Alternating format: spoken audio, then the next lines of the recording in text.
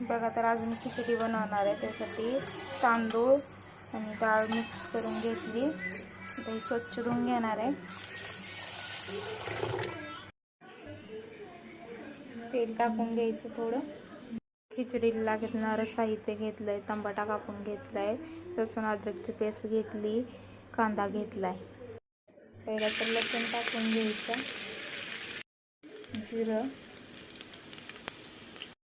कांदा,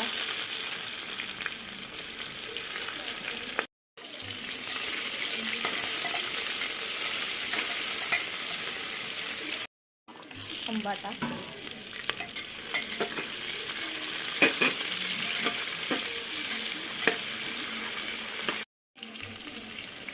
हळद,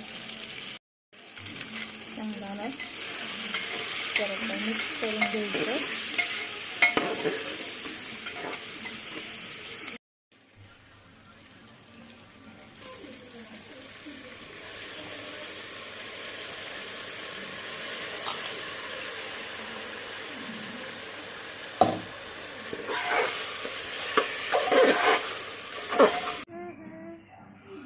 चवीनुसार मीठ,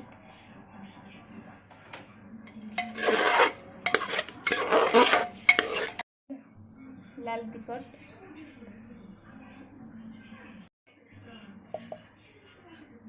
गरम मसाला,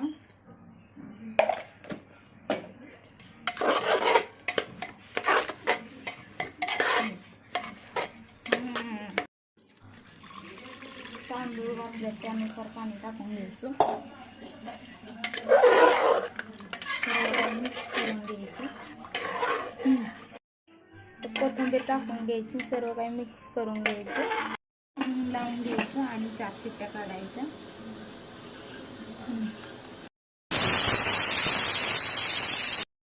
बघा तर इथं खिचडी भात तयार झालाय। वरून थोडीशी कोथिंबीर टाकून घ्यायची, म्हणजे छान लागतो भात।